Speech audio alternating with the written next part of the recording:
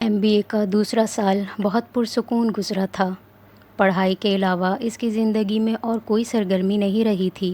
وہ گیمز پر صرف ڈسکشنز میں ہی اپنے کلاس فیلوز کے ساتھ گفتگو کرتا یا پھر گروپ پروجیکٹس کے سلسلے میں ان کے ساتھ وقت گزارتا۔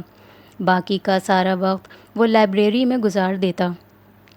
ویکینڈ پر اس کی واحد سرگرمی اسلامک سینٹر جانا تھا، جہاں وہ ایک عرب سے قرآن پاک تلاوت کرنا سیکھا کرتا تھا۔ پھر وہ قرآن پاک کے ان اسباق کو دہرایا کرتا۔ پھر اسی عرب سے اس نے عربی زبان سیکھنا شروع کر دی۔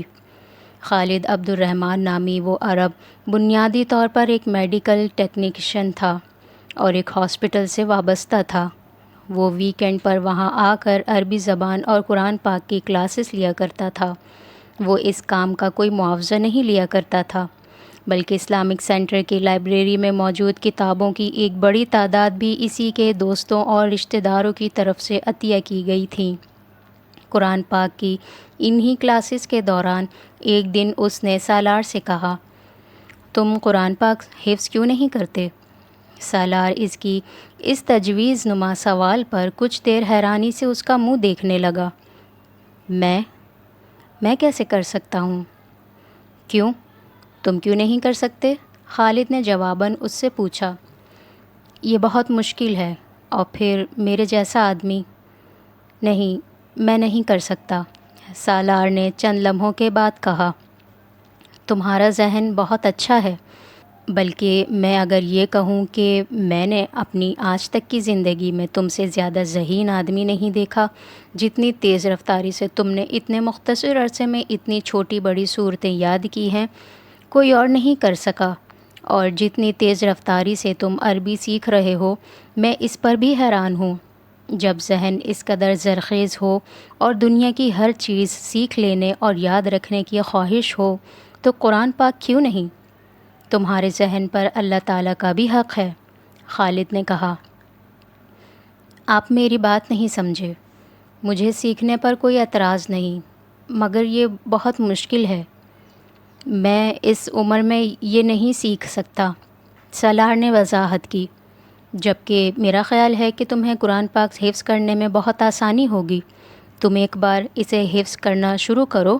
میں کسی اور کے بارے میں تو یہ دعویٰ نہ کرتا، مگر تمہارے بارے میں دعوے سے کہہ سکتا ہوں کہ تم نہ صرف بہت آسانی سے اسے حفظ کر لوگے، بلکہ بہت کم عرصے میں۔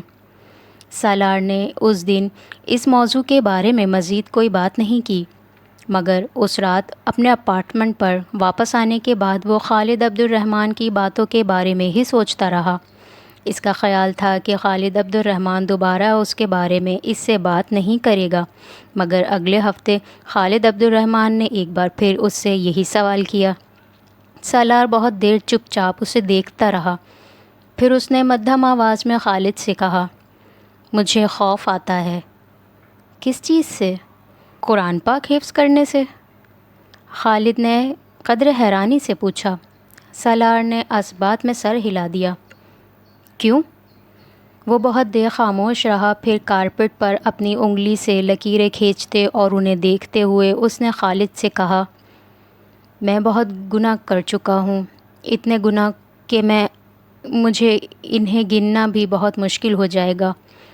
صغیرہ کبیرہ ہر گناہ جو انسان سوچ سکتا ہے یا کر سکتا ہے، میں اس کتاب کو اپنے سینے یا ذہن میں محفوظ کرنے کا سوچ بھی نہیں سکتا۔ میرا سینہ اور ذہن پاک تو نہیں ہے۔ میرے جیسے لوگ اسے حفظ کرنے کے لائق نہیں ہوتے۔ میں تو ایسا سوچ بھی نہیں سکتا۔ اس کی آواز بھرا گئی۔ خالد کچھ دیر خاموش رہا، پھر اس نے کہا، ابھی بھی گناہ کرتے ہو؟ سالار نے نفی میں سر ہلا دیا۔ تو پھر کس چیز کا خوف ہے؟ تم اگر قرآن پاک کی تلاوت کر سکتے ہو اپنے ان سارے گناہوں کے باوجود، تو پھر اسے حفظ بھی کر سکتے ہو، اور پھر تم نے گناہ کیے، مگر تم اب گناہ نہیں کرتے۔ یہ کافی ہے۔ اگر اللہ تعالیٰ یہ نہیں چاہے گا کہ تم اسے حفظ کرو تو تم اسے حفظ نہیں کر سکو گے، چاہے تم لاکھ کوشش کر لو، اور اگر تم خوش قسمت ہوئے تو تم اسے حفظ کر لو گے۔ خالد نے چٹکی بجاتے ہوئے جیسے یہ مسئلہ حل کر دیا تھا۔ سالار اس رات جاگتا رہا۔ آدھی رات کے بعد اس نے پہلا پارہ کھول کر کانپتے ہاتھوں اور زبان کے ساتھ حفظ کرنا شروع کیا۔ اسے حفظ کرتے ہوئے اسے احساس ہونے لگا کہ خالد عبد الرحمن ٹھیک کہتا تھا۔ اسے قرآن پاک کا بہت سا حصہ پہلے ہی یاد تھا۔ خوف کی وہ کیفیت جو اس نے قرآن پاک حفظ کرنا شروع کرتے ہوئے محسوس کی تھی، وہ زیادہ دیر نہیں رہی تھی۔ اس کے دل کو کہیں سے استقامت مل رہی تھی۔ کہاں سے؟ کوئی اس کی زبان کی لڑکھڑاہٹ دور کر رہا تھا۔ کون؟ کوئی اس کے ہاتھوں کی کپکپاہٹ ختم کر رہا تھا۔ کیوں؟ فجر کی نماز سے کچھ دیر پہلے وہ اس وقت بے تحاشا رویا جب اس نے پچھلے 5 گھنٹے میں یاد کیے ہوئے سبق کو پہلی بار مکمل طور پر دہرایا۔ وہ کہیں نہیں اٹکا تھا، وہ کہیں نہیں بھولا تھا، زیر زبر کی بھی کوئی غلطی نہیں۔ آخری چند جملوں پر اس کی زبان پہلی بار کپکپانے لگی تھی۔ آخری چند جملے ادا کرتے ہوئے اسے بڑی دقت ہوئی تھی، کیونکہ وہ اس وقت آنسوؤں سے رو رہا تھا۔ اگر اللہ یہ چاہے گا اور تم خوش قسمت ہوگے تو تم قرآن پاک حفظ کر لوگے، ورنہ کچھ بھی کر لو، نہیں کر پاؤ گے۔ اسے خالد عبد الرحمن کی بات یاد آئی تھی۔ فجر کی نماز ادا کرنے کے بعد اس نے کیسٹ پر اپنی زندگی کے اس پہلے سبق کو ریکارڈ کیا تھا۔ ایک بار پھر اسے کسی دقت کا سامنا نہیں کرنا پڑا۔ اس کی آواز میں پہلے سے زیادہ روانی اور لہجے میں پہلے سے زیادہ فصاحت تھی۔ اس کی زندگی میں ایک نئی چیز شامل ہو گئی تھی۔ اس پر ایک اور احسان کر دیا گیا تھا، مگر اس کا ڈپریشن ختم نہیں ہوا تھا۔ وہ رات کو سلیپنگ پلز کے بغیر نیند کا تصور بھی نہیں کر سکتا تھا، اور سلیپنگ پلز لینے کے باوجود وہ کبھی اپنے کمرے کی لائٹس آف نہیں کر سکا تھا۔ وہ تاریکی سے خوف کھاتا تھا۔ یہ پھر خالد عبد الرحمن ہی تھا جس نے ایک دن اس سے کہا تھا۔ وہ اسے قرآن پاک کا سبق زبانی سنا رہا تھا اور اسے احساس ہو رہا تھا کہ خالد عبد الرحمن مسلسل اس کے چہرے پر نظریں جمائے ہوئے تھا۔ جب اس نے اپنا سبق ختم کیا اور پانی کا گلاس اٹھا کر اپنے ہونٹوں سے لگایا تو اس نے خالد کو کہتے سنا، میں نے کل رات تمہیں خواب میں حج کرتے دیکھا ہے۔ سالار منہ میں لے جانے والا پانی حلق میں اتار نہیں سکا۔ گلاس نیچے رکھتے ہوئے خالد کو دیکھنے لگا۔ اس سال تمہارا MBA ہو جائے گا، اگلے سال تم حج کر لو۔ خالد کا لہجہ بہت رسمی تھا۔ سالار نے منہ میں موجود پانی غیر محسوس انداز میں حلق سے نیچے اتار لیا۔ وہ اس دن اس سے کوئی سوال جواب نہیں کر سکا تھا۔ اس کے پاس کوئی سوال تھا ہی نہیں۔ MA کے فائنل سیمسٹر سے 2 ہفتے پہلے اس نے قرآن پاک پہلی بار حفظ کر لیا تھا۔ فائنل سیمسٹر کے 4 ہفتے کے بعد 23.5 سال کی عمر میں اس نے اپنی زندگی کا پہلا حج کیا تھا۔ وہاں جاتے ہوئے، وہاں سے آتے ہوئے اس کے دل و دماغ میں کچھ بھی نہیں تھا، کوئی تکبر، کوئی تفخر، کوئی رشک، کچھ بھی نہیں۔ اس کے ساتھ پاکستانی کیمپ میں ساتھ جانے والے شاید وہ لوگ ہوں گے جو خوش قسمت ہوں گے۔ انہیں ان کی نیکیوں کے عوض وہاں بلایا گیا تھا۔ وہ قرآن پاک حفظ نہ کر رہا ہوتا تو حج کرنے کا سوچتا بھی نہیں۔ جو شخص حرم شریف سے دور اللہ کا سامنا کرنے کی ہمت نہ رکھتا ہو، اس سے یہ توقع رکھنا کہ وہ کعبے کے سامنے پہنچ کر اللہ کا سامنا کر لے گا۔ وہ ہر جگہ جانے کو تیار ہو جاتا مگر خانہ کعبہ جانے کی جرت نہیں کر سکتا تھا۔ مگر خالد عبد الرحمن کے ایک بار کہنے پر اس نے جیسے گھٹنے ٹیکتے ہوئے حج پر جانے کے لیے پیپرز جمع کروا دیے تھے۔ لوگوں کو حج پر جانے کا موقع تب ملتا ہے جب ان کے پاس گناہ نہیں ہوتے، نیکیوں کا ہی انبار ہوتا ہے۔ سالار سکندر کو یہ موقع تب ملا تھا جب اس کے پاس گناہوں کے علاوہ کچھ بھی نہیں تھا۔ ہاں ٹھیک ہے، اگر میں گناہ کرنے سے خوف نہیں کھاتا رہا تو پھر اب مجھے اللہ کے سامنے جانے اور معذرت کرنے سے بھی خوف نہیں کھانا چاہیے۔ صرف یہی ہے نا کہ میں وہاں سر نہیں اٹھا سکوں گا، نظریں اوپر نہیں کر سکوں گا، منہ سے معافی کے علاوہ اور کوئی لفظ نہیں نکال سکوں گا۔ تو ٹھیک ہے، مجھے یہ سزا بھی ملنی چاہیے، میں تو اس سے زیادہ شرمندگی اور بے عزتی کا مستحق ہوں۔ ہر بار حج پر کوئی نہ کوئی شخص ایسا ہوتا ہوگا جس کے پاس گناہوں کے علاوہ اور کچھ ہوگا ہی نہیں۔ اس بار وہ شخص میں ہی سہی، سالار سکندر ہی سہی۔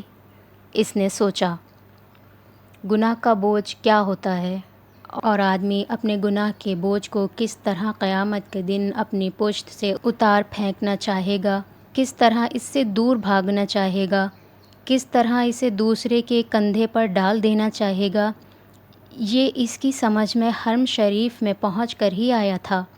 وہاں کھڑے ہو کر وہ اپنے پاس موجود اور آنے والی ساری زندگی کی دولت کے عوض بھی کسی کو وہ گناہ بیچنا چاہتا تو کوئی یہ تجارت نہ کرتا۔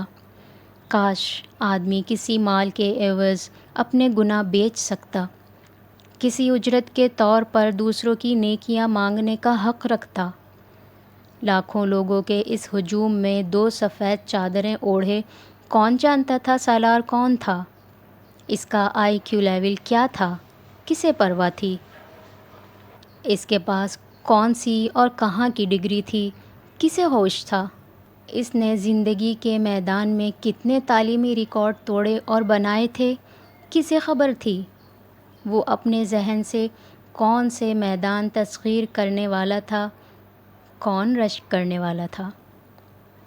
وہ وہاں اس ہجوم میں ٹھوکر کھا کر گرتا، بھگدڑ میں روندا جاتا۔ اس کے اوپر سے گزرنے والی خلقت میں سے کوئی بھی یہ نہیں سوچتا کہ انہوں نے کیسے دماغ کو کھو دیا تھا، کس IQ لیول کے نایاب آدمی کو کس طرح ختم کر دیا تھا۔ اسے دنیا میں اپنی اوقات، اپنی اہمیت کا پتہ چل گیا تھا۔ اگر کچھ مغالطہ رہ بھی گیا تھا تو اب ختم ہو گیا تھا، اگر کچھ شبہ باقی تھا تو اب دور ہو گیا تھا۔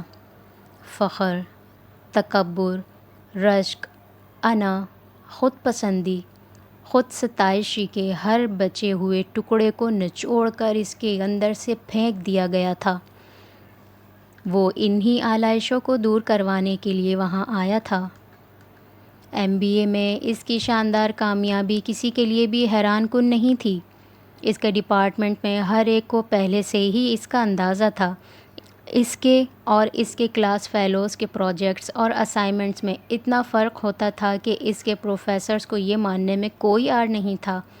وہ مقابلے کی اس دوڑ میں 10 گز آگے دوڑ رہا تھا، اور MBA کے دوسرے سال میں اس نے اس فاصلے کو اور بڑھا دیا تھا۔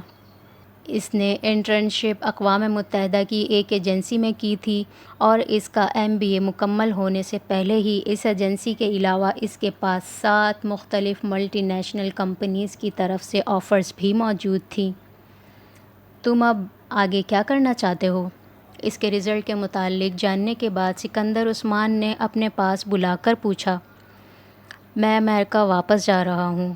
میں یونائٹڈ نیشنز کے ساتھ ہی کام کرنا چاہتا ہوں، لیکن میں چاہتا ہوں کہ تم اپنا بزنس شروع کرو یا میرے بزنس میں شامل ہو جاؤ۔ سکندر عثمان نے اس سے کہا، پاپا میں بزنس نہیں کر سکتا، بزنس والا ٹیمپرامنٹ نہیں ہے میرا۔ میں جاب کرنا چاہتا ہوں، اور میں پاکستان میں رہنا بھی نہیں چاہتا۔ سکندر عثمان حیران ہوئے، تم نے پہلے کبھی ذکر نہیں کیا کہ تم پاکستان میں رہنا نہیں چاہتے، تم مستقل طور پر امریکہ میں سیٹل ہونا چاہتے ہو؟ پہلے میں نے امریکہ میں سیٹل ہونے کے بارے میں نہیں سوچا تھا، لیکن اب میں وہیں رہنا چاہتا ہوں۔ کیوں؟ وہ ان سے یہ کہنا نہیں چاہتا تھا کہ پاکستان میں اس کا ڈپریشن بڑھ جاتا ہے۔ وہ مسلسل امامہ کے بارے میں سوچتا رہتا تھا۔ وہاں ہر چیز اسے امامہ کی یاد دلاتی تھی۔ اس کے پچھتاوے اور احساس جرم میں اضافہ ہوتا جاتا تھا۔ میں یہاں ایڈجسٹ نہیں ہو سکتا۔ سکندر عثمان کچھ دیر اسے دیکھتے رہے۔ حالانکہ میرا خیال ہے تم ایڈجسٹ ہو سکتے ہو۔ سالار جانتا تھا ان کا اشارہ کس طرف تھا، مگر وہ خاموش رہا۔ جاب کرنا چاہتے ہو؟ ٹھیک ہے، چند سال جاب کر لو، لیکن اس کے بعد آ کر میرے بزنس کو دیکھو۔ یہ سب کچھ میں تم لوگوں کے لیے ہی اسٹیبلش کر رہا ہوں، دوسروں کے لیے نہیں۔ وہ کچھ دیر اسے سمجھاتے رہے۔ سالار خاموشی سے ان کی باتیں سنتا رہا۔ ایک ہفتے کے بعد وہ دوبارہ امریکہ آ گیا تھا اور اس کے چند ہفتے کے بعد اس نے یونیسیف میں جاب شروع کر دی۔ وہ نیو ہیون سے نیو یارک چلا گیا تھا۔ وہ ایک نئی زندگی کا آغاز تھا اور وہاں آنے کے چند ہفتے بعد اسے یہ اندازہ بھی ہو گیا تھا کہ وہ کہیں فرار حاصل نہیں کر سکتا تھا۔ وہ اسے وہاں بھی اسی طرح یاد آ رہی تھی۔ اس کا احساس جرم وہاں بھی اس کا ساتھ چھوڑنے پر تیار نہیں تھا۔ وہ 16 سے 18 گھنٹے تک کام کرنے لگا۔ وہ ایک دن بھی 3-4 گھنٹے سے زیادہ نہیں سویا اور دن رات کی اس مصروفیت نے اسے بڑی حد تک نارمل کر دیا تھا۔ اگر ایک طرف اس کے کام کے اس انبار نے اس کی ڈپریشن میں کمی کی تھی تو دوسری طرف وہ اپنے ادارے کے نمایاں ترین ورکرز میں شامل ہونے لگا تھا۔ یونیسیف کے مختلف پروجیکٹس کے سلسلے میں وہ ایشیا، افریقہ اور لاطینی امریکہ کے ممالک جانے لگا۔ غربت اور بیماری کو وہ پہلی دفعہ اپنی آنکھوں سے اتنے قریب سے دیکھ رہا تھا۔ رپورٹس اور اخباروں میں چھپنے والے حقائق میں اور ان حقائق کو اپنی تمام ہولناکی کے ساتھ کھلی آنکھ سے دیکھنے میں بہت فرق ہوتا ہے، اور یہ فرق اسے اس جاب میں ہی سمجھ میں آیا تھا۔ ہر روز بھوکے سونے والے لوگوں کی تعداد کروڑوں میں تھی۔ ہر رات پیٹ بھر کر ضرورت سے زیادہ کھا لینے والوں کی تعداد بھی کروڑوں میں تھی۔ صرف 3 وقت کا کھانا، سر پر چھت اور جسم پر لباس، کتنی بڑی نعمتیں تھیں، اسے تب سمجھ میں آیا تھا۔ وہ یونیسیف کی ٹیم کے ساتھ چارٹر طیارے میں سفر کرتے ہوئے اپنی زندگی کے بارے میں سوچتا۔ اس نے اپنی زندگی میں ایسے کون سے کارنامے انجام دیے تھے کہ اسے وہ پرآسائش زندگی دی گئی تھی جو وہ گزار رہا تھا، اور ان لوگوں سے کیا گناہ ہوئے تھے کہ وہ اپنی زندگی کی تمام بنیادی ضروریات سے محروم صرف زندہ رہنے کی خواہش میں خوراک کے ان پیکٹس کے پیچھے بھاگتے پھرتے تھے۔ وہ ساری رات جاگ کر اپنے ادارے کے لیے ممکنہ اسکیمیں اور پلان بناتا رہتا۔ کہاں خوراک کی ڈسٹریبیوشن کیسے ہو سکتی ہے، کیا بہتری لائی جا سکتی ہے، کہاں مزید امداد کی ضرورت ہے، کن علاقوں میں کس طرح کے پروجیکٹس درکار تھے۔ وہ بعض دفعہ 48 گھنٹے بغیر سوئے کام کرتا رہتا۔ اس کے بنائے ہوئے پروپوزلز اور رپورٹس تکنیکی لحاظ سے اتنے مربوط ہوتے تھے کہ ان میں کوئی خامی ڈھونڈنا کسی کے لیے ممکن نہیں رہتا تھا، اور اس کی یہ خصوصیات اس کی ساکھ اور نام کو اور بھی مستحکم کرتی جا رہی تھیں۔ اگر مجھے اللہ نے دوسروں سے بہترین ذہن اور صلاحیتیں دی ہیں تو مجھے ان صلاحیتوں کو دوسروں کے لیے استعمال کرنا چاہیے، اس طرح استعمال کرنا چاہیے کہ میں دوسروں کی زندگی میں زیادہ سے زیادہ آسانی لا سکوں، دوسروں کی زندگی کو بہتر بنا سکوں۔ وہ کام کرتے ہوئے اس کے علاوہ اور کچھ نہیں سوچتا تھا۔ یونیسیف کے لیے کام کرنے کے دوران ہی اس نے ایم فل کرنے کا سوچا تھا، اور پھر اس نے ایم فل میں ایڈمیشن لے لیا تھا۔ ایوننگ کلاسز کو جوائن کرتے ہوئے اسے قطعاً کسی قسم کا کوئی شبہ نہیں تھا کہ وہ اپنے آپ کو ایک بار پھر ضرورت سے زیادہ مصروف کر رہا تھا، مگر اس کے پاس اس کے علاوہ اور کوئی راستہ نہیں تھا۔ کام اس کا جنون بن چکا تھا، یا پھر اس سے بھی 2 قدم آگے بڑھ کر ایک مشن۔ فرقان سے اس کی پہلی ملاقات امریکہ سے پاکستان آتے ہوئے فلائٹ کے دوران ہوئی۔ وہ اس کے ساتھ والی سیٹ پر بیٹھا ہوا تھا۔ وہ امریکہ میں ڈاکٹرز کی کسی کانفرنس میں شرکت کر کے واپس آ رہا تھا، جبکہ سالار اپنی بہن انیتا کی شادی میں شرکت کے لیے پاکستان آ رہا تھا۔ اس لمبی فلائٹ کے دوران دونوں کے درمیان ابتدائی تعارف کے بعد گفتگو کا سلسلہ تھما نہیں۔ فرقان عمر میں سالار سے کافی بڑا تھا۔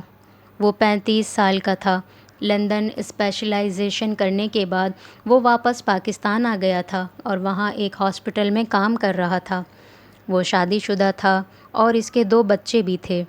چند گھنٹے آپس میں گفتگو کرتے رہنے کے بعد فرقان اور وہ سونے کی تیاری کرنے لگے۔ سالار نے معمول کے مطابق اپنے بریف کیس سے سلیپنگ پلز کی ایک گولی پانی کے ساتھ نگل لی۔ فرقان نے اس کی اس تمام کارروائی کو خاموشی سے دیکھا، پھر اس نے بریف کیس بند کر دوبارہ رکھ دیا۔ فرقان نے کہا، اکثر لوگ فلائٹ کے دوران سلیپنگ پلز کے بغیر نہیں سو سکتے۔ سالار نے گردن موڑ کر اسے دیکھا اور کہا، میں سلیپنگ پلز کے بغیر نہیں سو سکتا۔ فلائٹ میں ہوں یا نہ ہوں اس سے فرق نہیں پڑتا، سونے میں مشکل پیش آتی ہے۔ فرقان کو ایک دم کچھ تجسس ہوا۔ مشکل؟ سالار مسکرایا۔ میں سرے سے سو ہی نہیں سکتا، میں سلیپنگ پلس لیتا ہوں اور 3-4 گھنٹے سو لیتا ہوں۔ انسومینیا؟ فرقان نے پوچھا۔ شاید، میں نے ڈاکٹر سے چیک اپ نہیں کروایا، مگر شاید یہ وہی ہے، سالار نے قدرے لاپرواہی سے کہا۔ تمہیں چیک اپ کروانا چاہیے تھا، اس عمر میں انسومینیا؟ یہ کوئی بہت صحت مند علامت نہیں ہے، میرا خیال ہے تم کام کے پیچھے جنونی ہو چکے ہو اور اسی وجہ سے تم نے اپنی سونے کی نارمل روٹین کو خراب کر لیا ہے۔ فرقان اب کسی ڈاکٹر کی طرح بول رہا تھا۔ سالار مسکراتے ہوئے سنتا رہا۔ وہ اسے نہیں بتا سکتا تھا کہ وہ اگر دن رات مسلسل کام نہ کرے تو وہ اس احساس جرم کے ساتھ زندہ نہیں رہ سکتا تھا جسے وہ محسوس کرتا ہے۔ وہ اسے یہ بھی نہیں بتا سکتا تھا کہ وہ سلیپنگ پلس کے بغیر سونے کی کوشش کرے تو وہ امامہ کے بارے میں سوچنے لگتا ہے، اس حد تک کہ اسے اپنا سر درد سے پھٹتا ہوا محسوس ہونے لگتا ہے۔ کتنے گھنٹے کام کرتے ہو ایک دن میں؟ فرقان اب پوچھ رہا تھا۔ 18 گھنٹے، بعض دفعہ 20۔ مائی گڈنس! اور کب سے؟ 2-3 سال سے۔ اور تب سے ہی نیند کا مسئلہ ہوگا تمہیں، میں نے اندازہ ٹھیک لگایا؟ تم نے خود اپنی روٹین خراب کر لی ہے، فرقان نے اس سے کہا، ورنہ اتنے گھنٹے کام کرنے والے آدمی کو تو ذہنی تھکن ہی ایک لمبی اور پرسکون نیند سلا دیتی ہے۔ یہ میرے ساتھ نہیں ہوتا، سالار نے مدھم لہجے میں کہا۔ یہی تو تمہیں جاننے کی کوشش کرنی چاہیے کہ اگر یہ تمہارے ساتھ نہیں ہوتا تو کیوں نہیں ہوتا؟ سالار اس سے یہ نہیں کہہ سکا کہ وہ جانتا ہے۔ کچھ دیر کی خاموشی کے بعد فرقان نے اس سے کہا، میں اگر تمہیں کچھ آیتیں بتاؤں رات کو سونے سے پہلے تو تم پڑھ سکو گے؟ کیوں نہیں پڑھ سکوں گا؟ سالار نے گردن موڑ کر اس سے کہا۔ نہیں، اصل میں تمہارے اور میرے جیسے لوگ جو زیادہ پڑھ لیتے ہیں اور خاص طور پر تعلیم مغرب میں حاصل کرتے ہیں، وہ ایسی چیزوں پر یقین نہیں رکھتے یا انہیں پریکٹیکل نہیں سمجھتے۔ فرقان نے وضاحت کی۔ فرقان، میں حافظ قرآن ہوں، سالار نے اسی طرح لیٹے ہوئے پرسکون آواز میں کہا۔ فرقان کو جیسے کرنٹ لگا۔ میں روز رات کو سونے سے پہلے ایک سپارہ پڑھ کر سوتا ہوں، میرے ساتھ یقین یا اعتماد کا کوئی مسئلہ نہیں ہے، سالار نے بات جاری رکھی۔ میں بھی حافظ قرآن ہوں، فرقان نے بتایا۔ سالار نے گردن موڑ کر مسکراتے ہوئے اسے دیکھا۔ یہ یقیناً ایک خوشگوار اتفاق تھا۔ اگرچہ فرقان نے داڑھی رکھی ہوئی تھی مگر سالار کو پھر بھی یہ اندازہ نہیں ہو پایا تھا کہ وہ حافظ قرآن ہے۔ تو پھر تمہیں اس طرح کا کوئی مسئلہ نہیں ہونا چاہیے۔ قرآن پاک کی تلاوت کر کے سونے والے انسان کو نیند نہ آئے، یہ مجھے عجیب لگتا ہے۔ سالار نے فرقان کو بڑبڑاتے سنا۔ وہ اب اپنے حواس کو ہلکا ہلکا مفلوج پا رہا تھا، نیند اس پر غلبہ پا رہی تھی۔ اس نے آنکھیں بند کر لیں۔ تمہیں کوئی پریشانی ہے؟ اس نے فرقان کی آواز سنی۔ وہ نیند کی گولیوں کے زیر اثر نہ ہوتا تو مسکرا کر انکار کر دیتا، مگر وہ جس حالت میں تھا اس میں وہ انکار نہیں کر سکا۔ ہاں، مجھے بہت زیادہ پریشانیاں ہیں، مجھے سکون نہیں ملتا، مجھے لگتا ہے میں مسلسل کسی صحرا میں سفر کر رہا ہوں۔ پچھتاوے اور احساس جرم مجھے چھوڑتے ہی نہیں۔ مجھے کسی پیر کامل کی تلاش ہے جو مجھے اس تکلیف سے نکال دے، جو مجھے میری زندگی کا راستہ دکھا دے۔ فرقان دم بخودہ اس کا چہرہ دیکھ رہا تھا۔ سالار کی آنکھیں بند تھیں مگر وہ اس کی آنکھوں کے کونوں سے نکلتی نمی کو دیکھ رہا تھا۔ اس کی آواز میں بھی بے ربطی اور لڑکھڑاہٹ تھی۔ وہ اس وقت لاشعوری طور پر سلیپنگ پلس کے زیر اثر بول رہا تھا۔ وہ اب خاموش ہو چکا تھا۔ فرقان نے مزید کوئی سوال نہیں کیا۔ بہت ہموار انداز میں چلنے والی اس کی سانس بتا رہی تھی کہ وہ نیند میں جا چکا تھا۔ جہاز میں ہونے والی وہ ملاقات وہیں ختم نہیں ہوئی۔ وہ دونوں جاگنے کے بعد بھی آپس میں گفتگو کرتے رہے۔ فرقان نے سالار سے ان چند جملوں کے بارے میں نہیں پوچھا تھا جو اس نے نیند کی آغوش میں سماتے ہوئے بولے تھے۔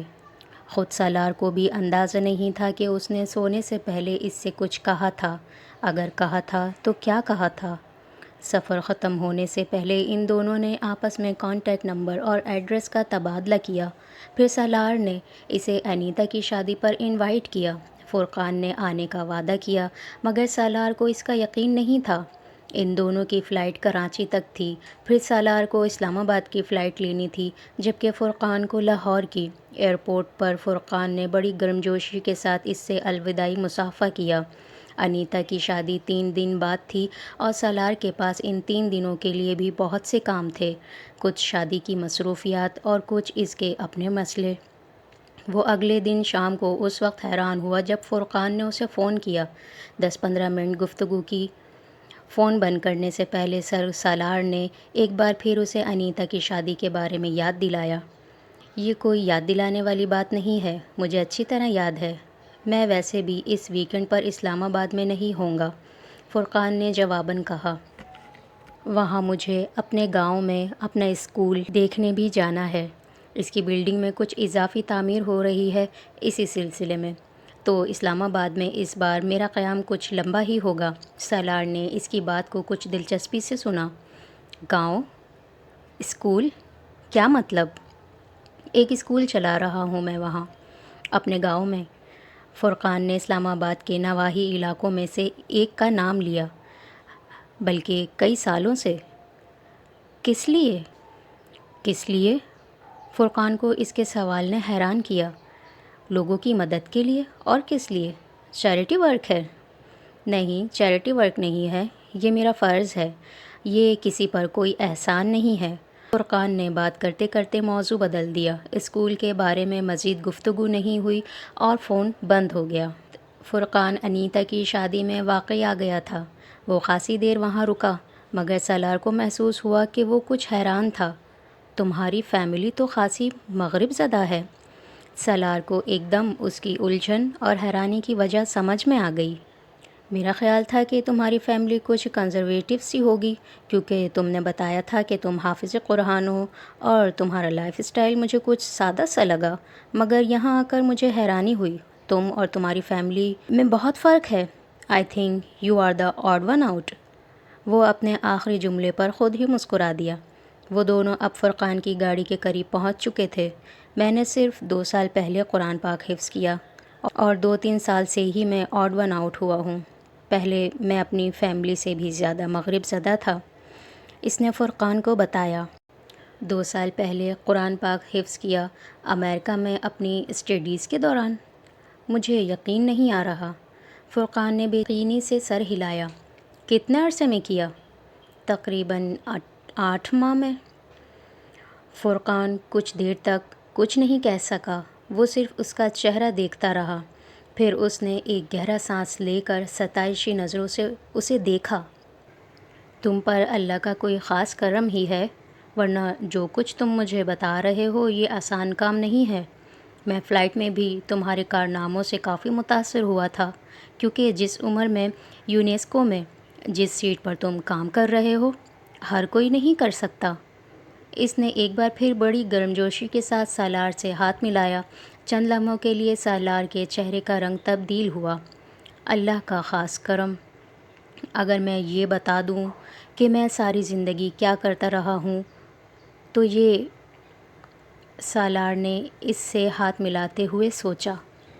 تم پرسوں کسی اسکول کی بات کر رہے تھے، سالار نے دانستہ طور پر موضوع بدلا۔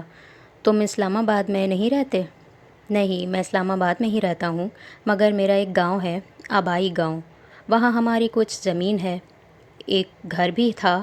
فرقان اسے تفصیل سے بتانے لگا۔ کئی سال پہلے میرے والدین اسلام آباد شفٹ ہو گئے تھے۔ میرے والد نے فیڈرل سروس سے ریٹائرمنٹ کے بعد وہاں اپنی زمینوں پر ایک اسکول بنا لیا۔ اس گاؤں میں کوئی اسکول نہیں تھا، انہوں نے پرائمری اسکول بنوایا تھا۔ 7-8 سال سے میں اسے دیکھ رہا ہوں۔ اب وہ سیکنڈری اسکول بن چکا ہے۔ 4 سال پہلے میں نے وہاں ایک ڈسپنسری بھی بنوائی۔ تم اس ڈسپنسری کو دیکھ کر حیران رہ جاؤ گے، بہت جدید سامان ہے اس میں۔ میرے ایک دوست نے ایک ایمبولینس بھی گفٹ کی ہے، اور اب صرف میرے گاؤں کے ہی نہیں بلکہ ارد گرد کے بہت سارے گاؤں کے لوگ بھی اسکول اور ڈسپنسری سے فائدہ اٹھا رہے ہیں۔ سالار اس کی باتیں توجہ سے سن رہا تھا۔ مگر تم یہ سب کیوں کر رہے ہو؟ तुम एक सर्जन हो, तुम ये सब कैसे कर लेते हो और इसके लिए बहुत पैसे की ज़रूरत है। क्यों कर रहा हूँ ये तो मैंने अपने आप से कभी नहीं पूछा। मेरे गांव में इतनी गुर्बत थी कि ये सवाल पूछने की मुझे कभी ज़रूरत ही नहीं पड़ी। हम लोग बचपन में कभी कभार अपने गांव जाया करते थे। ये हमारे लिए तफरीह थी। हमारी हवेली के अलावा गांव का कोई मकान पक्का नहीं था और सड़क का तो सवाल ही पैदा नहीं होता। हम सबको यूँ लगता था जैसे हम जंगल में आ गए हैं। अब अगर हम जानवर होते तो हमें कोई फ़र्क नहीं पड़ता। शहर की तरह हम जंगल में दनदनाते फिरते, यही सोच कर कि हम सब से मरूब हैं और कोई भी हमारे जैसा नहीं। ना कोई हमारी तरह रहता है, ना हमारे जैसा खाता है, ना हमारे जैसा पहनता है। मगर इंसान होकर ये बर्दाश्त करना मुश्किल हो जाता है कि हमारे इर्द गिर्द के इंसान जानवरों जैसी ज़िंदगी गुजारने पर मजबूर है। हो सकता है कुछ इंसानों को इससे खुशी महसूस होती हो कि इन्हें हर नेमत मैसर है और बाकी सब तरस रहे हैं, मगर हमारा शुमार ऐसे लोगों में नहीं होता था। अब सवाल ये पैदा होता था कि क्या किया जाए। मेरे पास कोई जादू की छड़ी तो थी नहीं, मैं उसे हिलाता और सब कुछ तब्दील कर देता, ना ही बेशुमार वसाइल। तुम्हें मैंने बताया है ना कि मेरे वालिद सिविल सर्वेंट थे, ईमानदार किस्म के सिविल सर्वेंट। मैं और मेरा भाई दोनों शुरू से ही स्कॉलरशिप पर पढ़ते रहे, इसलिए हम पर वालिदैन को ज़्यादा ख़र्च नहीं करना पड़ा। ख़ुद वो भी कोई फ़ुज़ूल ख़र्च नहीं थे, इसलिए थोड़ी बहुत बचत होती रही। रिटायरमेंट के बाद मेरे वालिद ने सोचा कि लाहौर या इस्लामाबाद के किसी घर में बार पढ़कर, वॉक करके या टीवी देखकर ज़िंदगी गुजारने के बजाय इन्हें अपने गांव जाना चाहिए, वहाँ कुछ बेहतरी लाने की कोशिश करनी चाहिए। वो दोनों गाड़ी के अंदर बैठे हुए थे। मुश्किलात का तुम अंदाज़ा नहीं कर सकते। गांव में ना बिजली थी, ना साफ़ पानी, कुछ भी नहीं था। बाबा ने पता नहीं कहाँ कहाँ भागकर ये सारी चीज़ें मंजूर करवाईं। जब वहाँ प्राइमरी स्कूल बन गया, एक सड़क भी आ गई, बिजली और पानी जैसी सहूलतें भी आ गईं, तो गवर्नमेंट को अचानक वहाँ एक स्कूल बनाने का ख़याल आया। मेरे वालिदैन को खुशी थी कि गवर्नमेंट इनके स्कूल को अपनी ज़ेर निगरानी ले ले, इसमें अपने टीचर्स भिजवाए और कुछ अरसे के बाद इस स्कूल को अपडेट कर दे। मगर महकमा तालीम के साथ चंद राब्तों में ही बाबा को अंदाज़ा हो गया था कि ऐसा होने की सूरत में इनकी सारी मेहनत पर पानी फिर जाएगा। बाबा वहाँ बच्चों को सब कुछ देते थे, किताबें, कॉपियाँ, यूनिफॉर्म और ऐसी कुछ ज़रूरी चीज़ें उन्होंने बाकायदा इसके लिए रखे हुए थे। मगर तुम अंदाज़ा कर सकते हो कि गवर्नमेंट के पास चले जाने के बाद इस स्कूल का क्या हश्र होता। सबसे पहले वो फ़ंड्स जाते, फिर बाकी सब कुछ। इसलिए बाबा ख़ुद ही इस स्कूल को चलाते रहे। महकमा तालीम ने वहाँ स्कूल फिर भी खोला, मगर वहाँ एक बच्चा भी नहीं गया। फिर हार मानकर उन्होंने वो स्कूल बंद कर दिया और हमारे स्कूल को अपडेट कर दिया। बाबा के कुछ दोस्तों ने इस सिलसिले में उनकी मदद की। इसी तरह इनकी अपडेटिंग होती गई। मैं इन दिनों लंदन में पढ़ता था और मैं रुपए बचा बचा कर भेजा करता था। अभी भी हम इसको और तरक्की दे रहे हैं। आसपास के गांव के लोग भी अपने बच्चों को हमारे पास भिजवाते हैं। मैं जब पाकिस्तान वापस आया तो मैंने वहाँ एक बाज़ाब्ता किस्म की डिस्पेंसरी कायम की। गांव की आबादी भी अब बहुत बढ़ गई है, लेकिन गांव में गुर्बत अभी भी मुकम्मल तौर पर ख़त्म नहीं हुई। तालीम से इतना ज़रूर हुआ है कि गांव के कुछ बच्चे बाहर शहर में आगे पढ़ने के लिए जाने लगे हैं, कुछ मुख्तलिफ़ हुनर सीख रहे हैं। वो जो गुर्बत का एक चक्कर था वो ख़त्म हो रहा है। इनकी ये नस्लें नहीं तो अगली नस्लें शायद तुम्हारे और तुम्हारे जैसे तालीमी इदारों से आला डिग्रीज़ लेकर निकलें। कौन कह सकता है? वो मुस्कुराते हुए बोला। मैं हर माह एक वीकेंड पर गांव जाता हूँ। वहाँ 2 कंपाउंडर हैं, मगर कोई डॉक्टर नहीं है। एक वीकेंड पर मैं वहाँ जाता हूँ, बाकी 3 वीकेंड्स पर भी हम किसी न किसी को वहाँ भिजवा देते हैं। फिर मैं वहाँ हर 3 माह बाद एक मेडिकल कैंप लगवाता हूँ। और इस सब के लिए रुपया कहाँ से आता है? शुरू में तो ये बाबा का रुपया था।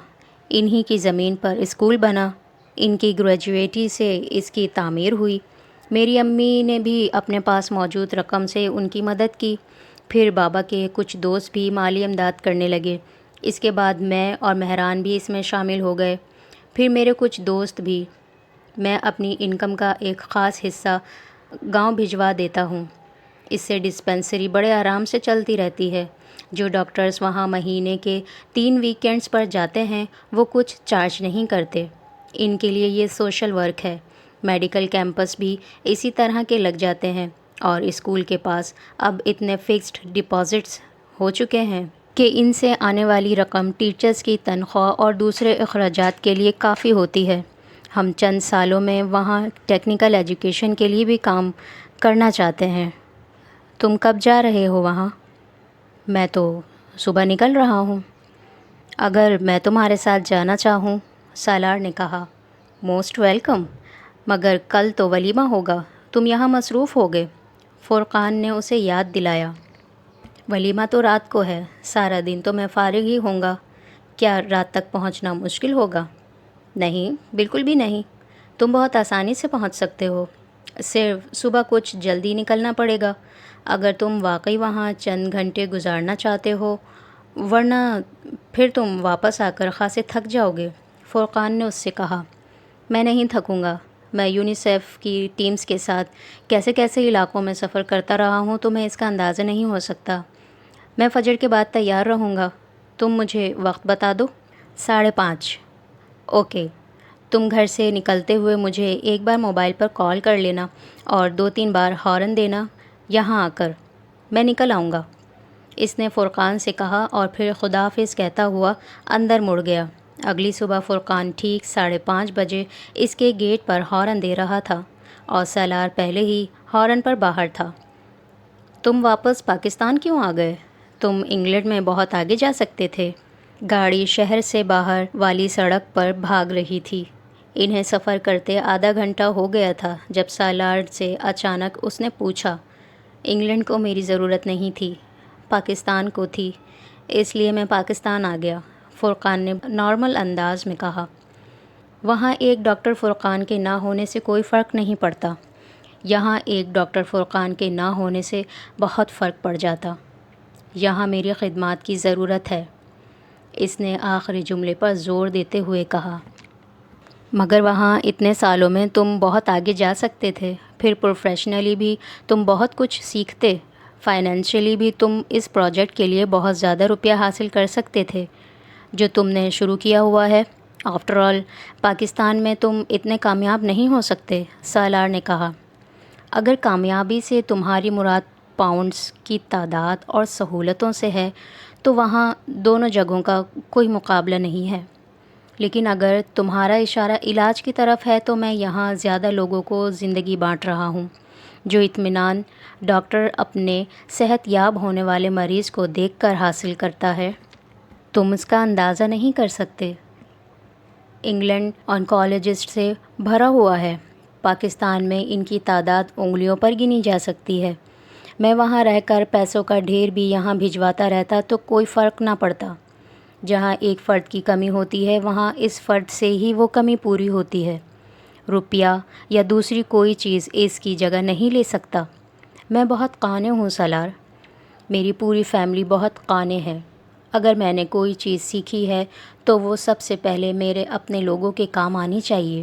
میں اپنے لوگوں کو مرتا چھوڑ کر دوسرے لوگوں کی زندگی نہیں بچا سکتا۔ پاکستان میں کچھ بھی صحیح نہیں ہے، سب کچھ خراب ہے، کچھ بھی ٹھیک نہیں ہے، سہولتوں سے خالی ہاسپٹلز اور حد سے زیادہ برا اور کرپٹ ہیلتھ سسٹم۔ جس برائی اور خامی کا سوچو وہ یہاں ہے، مگر میں اس جگہ کو نہیں چھوڑ سکتا۔ اگر میرے ہاتھ میں شفا ہے تو پھر سب سے پہلے یہ شفا میرے اپنے لوگوں کے حصے میں آنی چاہیے۔ سالار بہت دیر تک کچھ نہیں بول سکا، گاڑی میں یکدم خاموشی چھا گئی تھی۔ تم نے مجھ سے تو یہ سوال پوچھ لیا کہ میں پاکستان کیوں آ گیا، کیا اب میں تم سے یہ سوال پوچھوں کہ تم پاکستان کیوں نہیں آ جاتے؟ فرقان نے کچھ دیر کی خاموشی کے بعد مسکراتے ہوئے کہا، میں یہاں نہیں رہ سکتا، سالار نے بے اختیار کہا۔ تم پیسوں اور سہولتوں کی وجہ سے یہ کہہ رہے ہو؟ نہیں، پیسہ یا سہولتیں میرا مسئلہ نہیں، نہ اب نہ ہی پہلے کبھی۔ تم میرا فیملی بیک گراؤنڈ جان چکے ہو۔ پھر کچھ بھی نہیں، بس میں یہاں نہیں آ سکتا، اس نے قطعی لہجے میں کہا۔ یہاں تمہاری ضرورت ہے؟ کس کو؟ اس ملک کو؟ سالار بے اختیار مسکرایا۔ میں تمہاری طرح کی حب الوطنی نہیں رکھتا، میرے بغیر بھی سب کچھ ٹھیک ہے یہاں۔ ایک ڈاکٹر کی اور بات ہے، مگر ایک اکانومسٹ تو کسی کو زندگی اور موت نہیں دے سکتا۔ تم جو سروسز وہاں دے رہے ہو وہ یہاں کے اداروں کو دے سکتے ہو۔ جو کچھ اپنے لیکچرز میں وہاں کی یونیورسٹیز میں سکھا رہے ہو، یہاں کی یونیورسٹیز میں سکھا سکتے ہو۔ اس کا دل چاہا وہ فرقان سے کہے کہ وہ یہاں آ کر کچھ بھی سکھانے کے قابل نہیں رہ سکے گا، مگر وہ خاموشی سے اس کی بات سنتا رہا۔ تم نے افریقہ کی غربت، بھوک اور بیماری دیکھی ہے، تم یہاں کی غربت، بھوک اور بیماری دیکھو گے تو حیران رہ جاؤ گے۔ یہاں صورتحال ان ملکوں کی طرح خراب نہیں ہے فرقان، یہاں اتنی پسماندگی نہیں ہے۔ اسلام آباد کے جس سیکٹر میں تم پلے بڑے ہو، وہاں رہ کر ارد گرد کی زندگی کا اندازہ لگانا بہت مشکل ہے۔ تم اسلام آباد کے قریبی گاؤں میں چلے جاؤ تو تمہیں اندازہ ہو جائے گا کہ یہ ملک کتنا خوشحال ہے۔ فرقان، میں تمہارے اس پروجیکٹ میں کچھ کنٹریبیوشن کرنا چاہتا ہوں۔ سالار نے ایک دم بات کا موضوع بدلنا چاہا۔ سالار، میرے اس پروجیکٹ کو فی الحال کسی مدد کی ضرورت نہیں ہے۔ تم اگر ایسا کوئی کام کرنا چاہتے ہو تو تم خود کسی گاؤں میں اس طرح کا کام شروع کرو۔ تمہارے پاس فنڈز کی کمی نہیں، میرے پاس وقت نہیں ہے، میں امریکہ میں بیٹھ کر یہ سب نہیں چلا سکتا۔ تم اگر یہ چاہتے ہو کہ کسی دوسرے گاؤں میں بھی کوئی اسکول قائم کیا جائے تو میں اسے سپورٹ کرنے کو تیار ہوں۔ میرے لیے ذاتی طور پر وقت دینا مشکل ہے۔ فرقان اس بار خاموش رہا۔ شاید اسے اندازہ ہو گیا تھا کہ سالار اب اس کے اصرار پر کچھ جھنجھلا رہا تھا۔ بات کا موضوع ایک بار پھر فرقان کے گاؤں کی طرف مڑ گیا۔ وہ دن سالار کی زندگی کے یادگار ترین دنوں میں سے ایک تھا۔ وہ اس اسکول کو دیکھ کر واقعی بڑا متاثر ہوا تھا، مگر اس سے بھی زیادہ متاثر وہ اس ڈسپنسری کو دیکھ کر ہوا تھا جہاں وہ گیا تھا۔ اسے ایک چھوٹا ہاسپٹل کہنا زیادہ بہتر تھا۔ ڈاکٹر کے نہ ہونے کے باوجود وہ بڑے منظم طریقے سے چلایا جا رہا تھا۔ اس دن فرقان کی آمد متوقع تھی اور اس کے انتظار میں مریضوں کی ایک بڑی تعداد بھی موجود تھی۔ فرقان آتے ہی مصروف ہو گیا۔ ہاسپٹل کا احاطہ مریضوں سے بھرا ہوا تھا۔ وہاں ہر عمر اور ہر طرح کے مریض تھے، نوزائیدہ بچے، عورتیں، بوڑھے، جوان۔